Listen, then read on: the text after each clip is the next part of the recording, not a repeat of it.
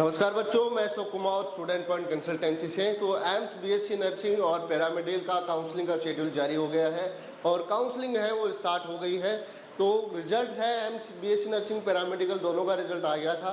काफ़ी टाइम हो गया, बच्चे काउंसलिंग के लिए वेट कर रहे थे, तो इंतज़ार आपका ख़त्म हो गया है। एम्स बीएससी नर्सिंग की जो साइट है एम्स, इस साइट पे एम्स बीएससी नर्सिंग और पैरामेडिकल दोनों की काउंसलिंग है वो स्टार्ट हो गई है। शेड्यूल आ चुका है। शेड्यूल की अपन बात करेंगे, काउंसलिंग कब तक रहेगी। तो जो बच्चे एम्स बीएससी नर्सिंग और पैरामेडिकल में अलग अलग एम्स में एडमिशन लेना चाहते हैं, वो 31 जुलाई कल शाम को रजिस्ट्रेशन स्टार्ट हुआ था। अभी वेबसाइट में प्रॉब्लम आ रही है, दिक्कत आ रही है, लेकिन ये प्रॉब्लम सोल्व हो जाएगी। और लास्ट डेट है 6 अगस्त। 31 जुलाई से 6 अगस्त के बीच में थर्सडे 5 बजे तक आप इसमें रजिस्ट्रेशन और चॉइस फिलिंग कर पाएंगे। तो इसमें क्या है, सीधा आपको लॉगिन करना है, जो अपनी application ID, user ID, password है, वहीं पे आगे आपको काउंसलिंग का प्रोसेस का ऑप्शन मिलेगा। तो आगे जो सीट अलॉटमेंट है, सीट एक्सेप्टेंस है, रिपोर्टिंग वगैरह, उसकी भी डेट नहीं है, ये वो भी जारी हो जाएगी। सबसे पहले इंपॉर्टेंट चीज़ क्या है, इसमें क्या चीज़ का आपको ध्यान रखना है, तो रजिस्ट्रेशन 1 टाइम में होगा, चॉइस फिलिंग भी आपकी 1 टाइम में होगी। वही चॉइस फिलिंग जो आप फर्स्ट राउंड में भरेंगे वही सेकेंड राउंड में आपकी रहेगी। The round second round will be entertained after completion first round. Exercise of choice filling not be open for second round of seat allocation. The choice option in the first round will be considered for second round. तो first round वाली ही choice filling second round में आपकी considered होगी।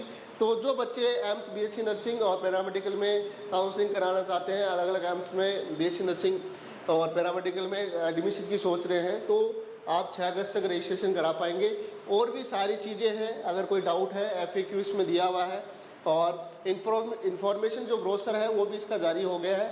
इसमें important चीज़ क्या है वो भी मैं आपको बता देता हूँ। तो information brochure first second round का ये जारी हुआ है। थर्ड राउंड होता है, अगर सीटें बच जाती है, एक मॉपअप राउंड और होता है। अगर फर्स्ट सेकेंड में सीटें बच गई हैं तब एक स्पेशल राउंड होता है, उसमें आपको 25,000 रुपये सिक्योरिटी भी देनी पड़ती है। तो ये सारी चीज़ें हैं। जिन बच्चों का लिस्ट में नाम था, जो लिस्ट आई पैरामेडिकल और बीएससी नर्सिंग की, वही बच्चे इसमें काउंसलिंग में पार्टिसिपेट कर पाएंगे।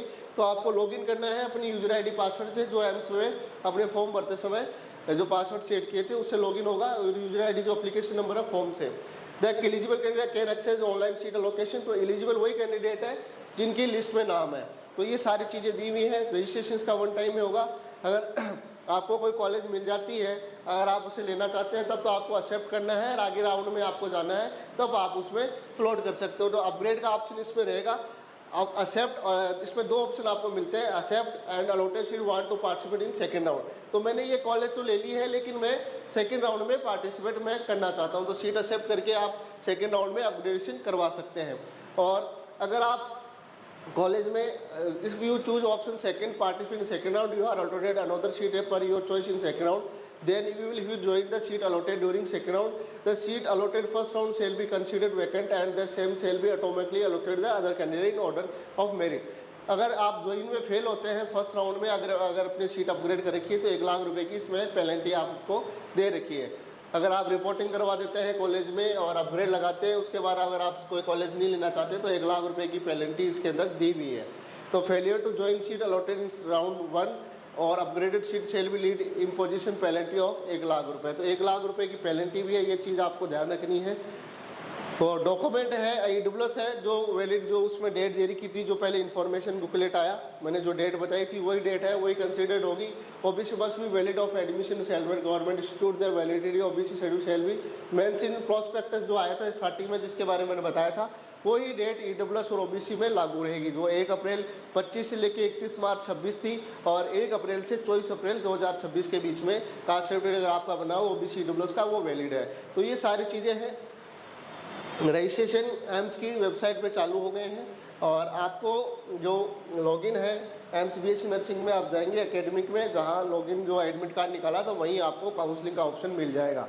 लेकिन जो बच्चे काउंसलिंग सारी प्रक्रिया नहीं जानते हैं, काउंसलिंग सपोर्ट उनको चाहिए, तो आप उनसे काउंसलिंग करवा सकते हैं। वीडियो के लास्ट में स्लाइड में आपको नंबर दिखे, उन पे आप कॉल कर सकते हैं, और वीडियो की डिस्क्रिप्शन में आपको नंबर शो होंगे। तो एम्स की चॉइस फिलिंग है, कैसे आपको चॉइस फिलिंग ऑर्डर वगैरह, वो सारी चीज़ें हम करेंगे। कॉलेज अलॉट होने के बाद भी क्या डॉक्यूमेंट वगैरह सारी जो लास्ट तक हेल्प होती है, वो सारी चीज़ें हम करेंगे। तो चैनल को फॉलो करें, शेयर करें। और जो बच्चे काउंसलिंग एम्स पैरामेडिकल और बीएससी नर्सिंग की करना चाहते हैं, क्योंकि जब लगभग बच्चे वही थे जिन्होंने नीट का एग्ज़ाम दिया है, जिनके नीट में अगर आपका सिलेक्शन नहीं हो रहा है, तो ये भी बहुत अच्छा विकल्प ऑप्शन आपके पास में है, अच्छा करियर ऑप्शन है, इसमें आप ट्राई कर सकते हैं। और भी इस तरह की जानकारी मैं आपको देता रहूँगा, तो चैनल को फॉलो करें, शेयर करें, जिससे आपको इसका अपडेट मिलता रहे। धन्यवाद, थैंक यू।